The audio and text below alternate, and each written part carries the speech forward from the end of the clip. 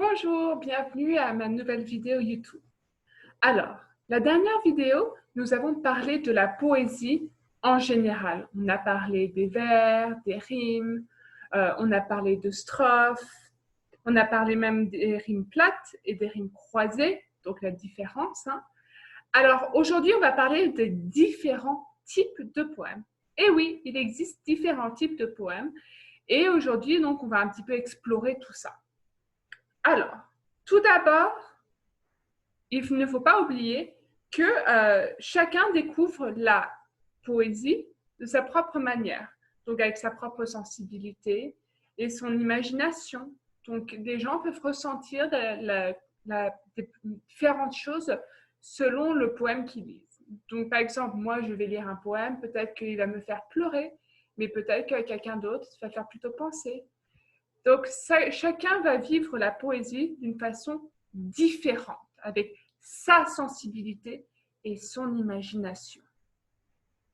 Donc ça, c'est la toute première chose qu'il ne faut pas oublier quand on parle de poésie. Donc, quand on lit un poème, souvent, le poème ou la poésie peut nous faire rire, peut nous amuser, peut nous faire rêver, peut nous faire pleurer. Donc la poésie, c'est ça la beauté aussi de la poésie. C'est les émotions, on peut avoir toutes sortes d'émotions quand on lit un poème.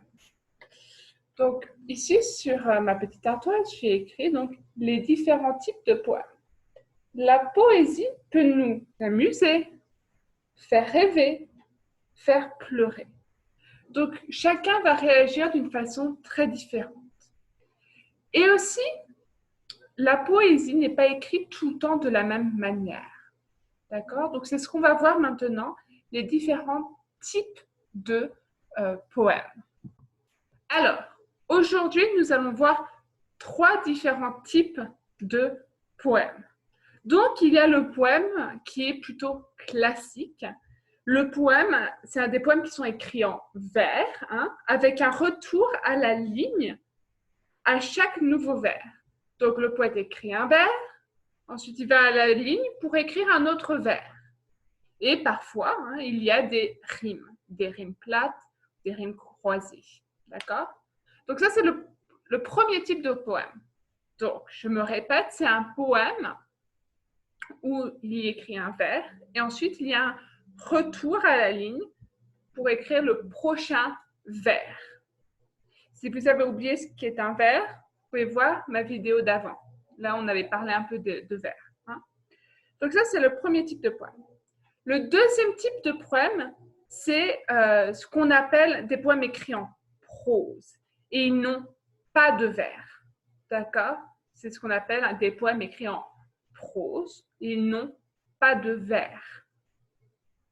Et ensuite, le troisième type de poème, c'est ce qu'on appelle des calligrammes. Où en fait, le poète va dessiner le sujet du poème. Donc, c'est un dessin, ce qui est plutôt amusant. D'accord? Donc, ce qu'on va voir, je vais me répéter, et ça, vous pouvez aussi l'écrire donc, dans votre cahier de français, bien sûr. Donc, les différents types de poèmes, n'est-ce pas? On trouve des poèmes écrits en vers avec un retour à la ligne à chaque nouveau vers. Donc, ça, c'est le premier type. Ensuite, donc, des poèmes écrits en prose. Il n'y a pas de vers. Pas de vers. Et ensuite, des calligrammes qui dessinent le sujet du poème.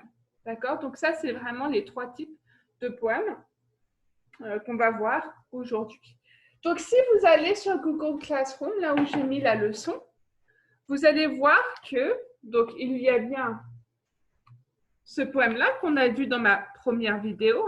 Donc ça, c'est le poème un peu classique où il y a un vers et ensuite ils vont à la ligne pour écrire le poète va à la ligne pour écrire le prochain vers. Et il y a des rimes plates, d'accord, fi, et des rimes croisées. Après, salade, pré, charad, d'accord. Donc ça, c'est le poème où il y a des vers qui sont écrits avec un retour à la ligne à chacun des nouveaux vers, n'est-ce pas? Donc ensuite, il y a les vers qui sont écrits en prose. Donc si vous allez donc sur cette page-là de la leçon, ici vous avez un exemple de un poème en prose. Et ensuite ici vous avez un exemple, un calligramme, où c'est le dessin, d'accord? Donc je vais lire d'abord le poème en prose pour vous donner un exemple.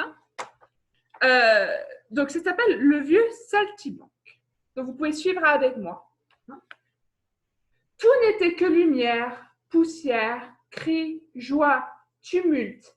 Les uns dépensaient, les autres gagnaient. Les uns et les autres étaient également joyeux.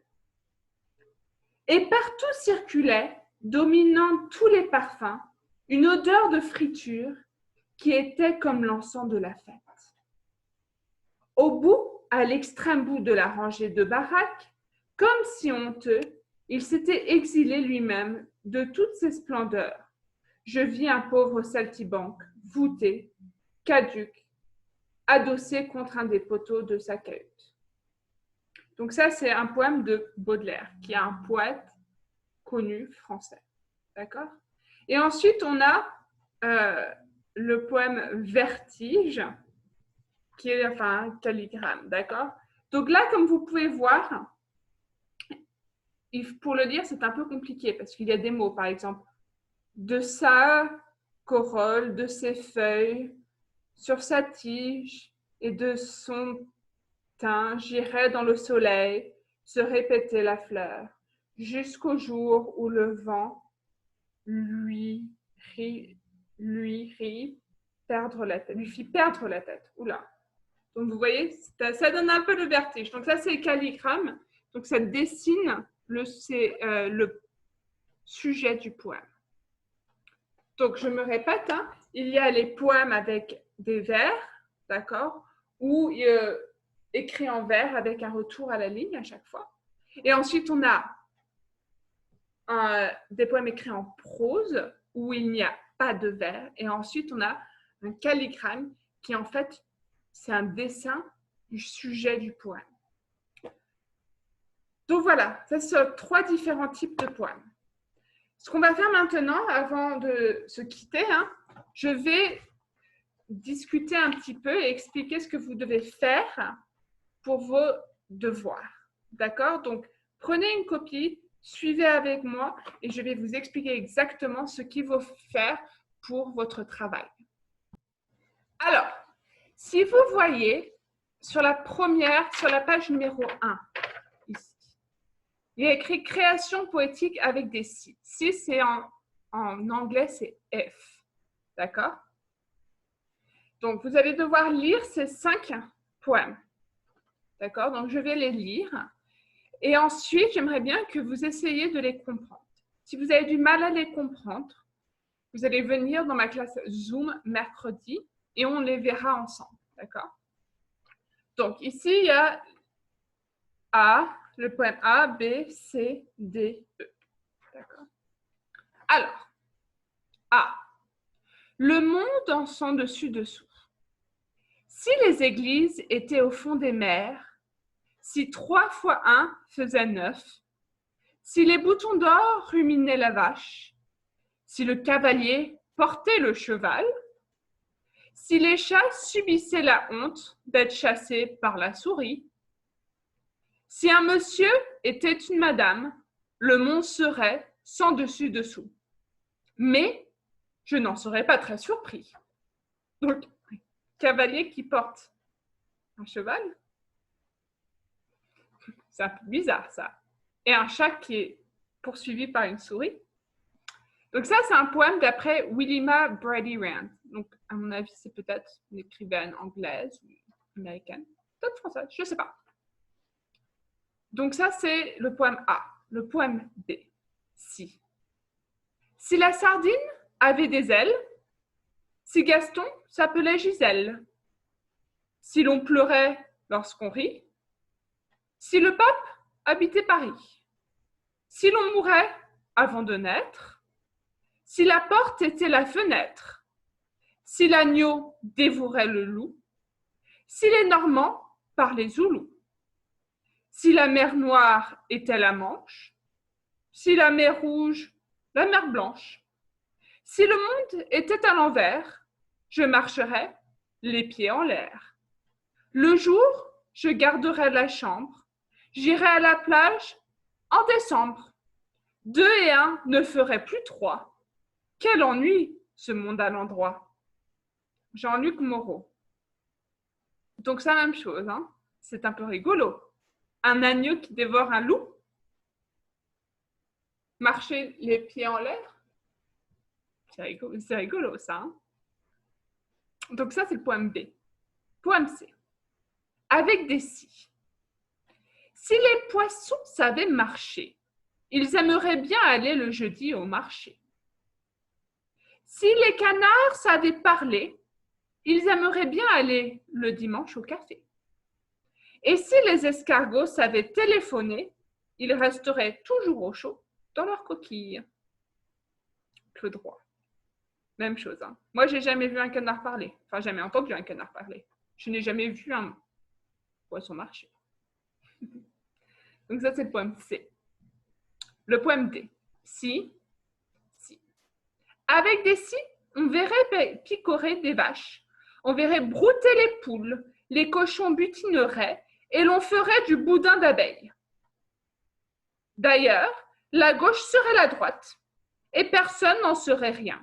Le monde est toujours naturel. On verrait picorer des vaches? Ah bon? J'ai jamais vu ça, moi. Hein. Donc, le poème E. Si toutes les mers étaient une seule mer, quelle grande mer cela ferait. Si tous les arbres étaient un seul arbre, quel grand arbre cela ferait. Si toutes les haches étaient une seule hache, quelle grande hache cela ferait. Si tous les hommes étaient un seul homme, quel grand homme cela ferait. Et si cet homme grand prenait cette grande hache et abattait ce grand arbre, en le faisant tomber dans le grand océan, quel éclaboussement cela ferait vraiment. Donc, on imagine toutes les mers du monde devenir une grande mer. Ouh là là là là là là. Donc ça, c'est un folklore anglais. D'accord? Donc, ça, c'est les 5 poèmes, d'accord, dont vous allez avoir besoin pour faire votre travail. Donc maintenant, vous allez prendre la page 2. Oui, la mienne est en noir et blanc. Hein. Je ne sais pas pourquoi celle-là est en noir et blanc, mais vous, normalement, il y a du bleu. Donc la page numéro 2. Qu'est-ce qu'un poème? Donc là, il y a la leçon qu'on vient de faire, hein, mais en plus petit. Donc un poème est un texte écrit en vers. Les vers sont réunis en strophes. 2 vers peuvent rimer ensemble. La rime est la répétition d'un même son à la fin de 2 vers. Donc là, il y a un poème ici qui est écrit par un enfant. Voici un poème d'enfant. Lis-le et essaie d'observer comment il est composé. Le petit cheval blanc s'en va à Saint-Vincent, tout doucement. La charrette verte marche derrière. Je suis dedans. D'accord? Donc maintenant, vous allez devoir répondre à ces questions. Cet enfant a écrit vers. Il a regardé ses vers. Il a regroupé ses vers en blablabla strophes. Dans la première strophe, tous les vers se terminent par le même son. On dit aussi par la même. Écris les 3 mots qui riment dans la première strophe. Écris maintenant le seul mot de la deuxième strophe qui rime avec ces 3 mots. D'accord? Donc, vous devez lire d'abord ce poème-là pour répondre ensuite à ces questions. D'accord?